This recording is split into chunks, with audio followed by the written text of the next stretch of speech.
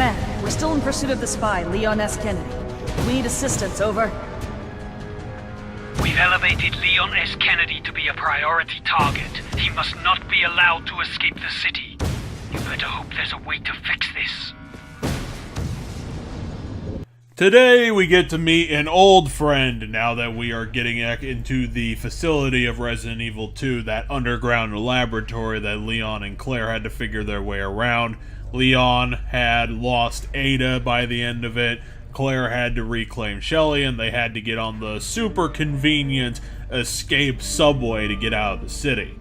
Canon-wise, I believe the Super Tyrant is actually Mr. X, because if what the game has shown me during this level is actually correct, then this guy would have been Mr. X, who was shown up again in the basement of the lab, threatening Claire, and so somehow he was pushed into that giant bucket of lava that they were keeping around for some reason. I would assume that it's Mr. X because the Super Tyrant is covered in lava and has a fire-based weakness and seems to have pure fire running through his veins just by his design. Plus, he does have the giant spike hands that the final Mr. X did have in Resident Evil 2. But then again, this could very much be just another Tyrant that happened to be running around and fell into lava around the same time in the same place as Mr. X did in Resident Evil 2. But whatever the facts of the canon are, the Super Tyrant boss fight is pretty mediocre as ones go, because it really does show just how generic of a game Operation Raccoon City was. Because a lot of these games do the same cookie-cutter freight elevator set-piece thing where, oh, it's going up very slow and the player has to wait all this time, and eventually they'll throw in a bunch of enemies that you have to deal with because it's an enclosed space and it heightens up the challenge. But at this point, players have seen these frickin' set pieces 100 times before, so the eventual surprise, we're throwing down a bunch of enemies at you, just becomes completely wasted. Which is doubly fucking in a fucking horror game. Because a horror game is all about subverting your expectations and doing things new, because that will be the thing that scares you. Because if they're just doing generic set pieces in a horror game, then all it does is just show its hand of how boring of a horror experience that it's going to be, and it doesn't have any new ideas. The Super Tyrant end of this section is really creatively bankrupt. Yeah, it has a decent design going for it, but in gameplay terms, all the Super Tyrant has going for it is that it has a ton of health. It doesn't have an interesting attack pattern, there is no interesting gameplay to it.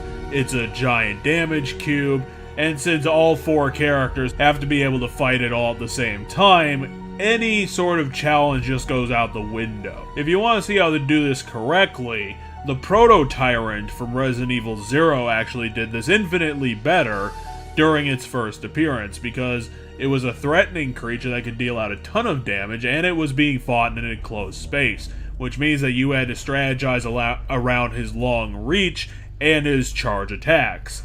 The Super Tyrant, on the other hand, all you need to do is just take out whatever gun you want to use and shoot his very, very obvious weak point until he falls over and dies. I will give a tiny, minuscule amount of credit to Slant Six for putting very obvious flame jets on the very, very obvious weak point to show that we were doing damage, because it really does help. You do want to get that audio-visual feedback somehow, and yeah, you can even go back to that retro thing where you show that the boss is flashing red to indicate damage, but we really do need something in any boss fight to show that we're actually having an effect, because then it becomes an unclear rule and those just don't work for boss fights, especially boss fights that do that and don't have health bars, which means you're doubly fucked in having any idea of whatever you're doing is actually being effective. All the Super Tyrant really has going for it is that he will run around the room and just start flailing, slashing attacks at you. Sometimes he'll flail and hit the floor while he's trying to attack, and then he gets stuck for like 10 seconds, and then all the boss fight really is just occasionally putting a magazine into his obvious weak point until he goes away. We don't get to see what happened to him, and just like in the ending cutscene, we just have to assume that he died, which obviously he didn't, because a regular Tyrant would have survived being crushed by a freight elevator just because this is a Capcom game. So it's a freaking guarantee that the Super Tyrant would have been able to survive the same thing, because this is the guy that survived being dunked into lava. Okay, he's not going to be mashed up in the damn gears. And even if he was mashed up in the damn gears, the T-Virus would have just mutated him again and got him out of that situation, like he's a frickin' Terminator. The entire point of the Super Tyrant boss fight really is to show that Slant Six as a developer will just go in and just put in some copy-paste rather than put any actual effort and creativity and any new ideas into the connecting bits of its levels. It just had a level here and had to put something in it to justify the space used and not, teleport between black screens in order to cut down the useless filler rooms. At this point, elevator fights in video games, we've seen them too much. You need to do something different, you need to make them spectacular. I mean, a really good idea would be just turn-based RPGs to use the elevator thing, because you could put in some timed events into an RPG battle for an elevator fight.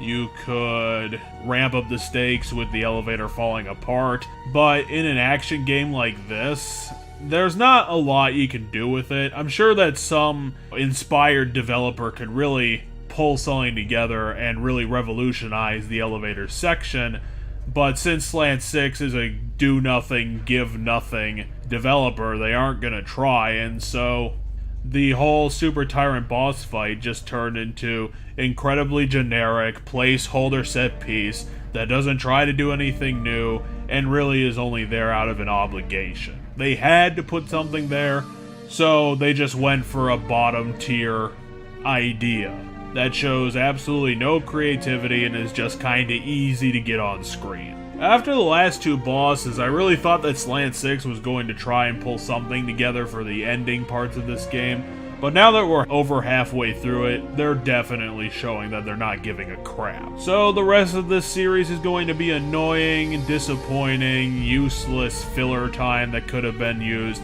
to play any other better game than Operation Raccoon City.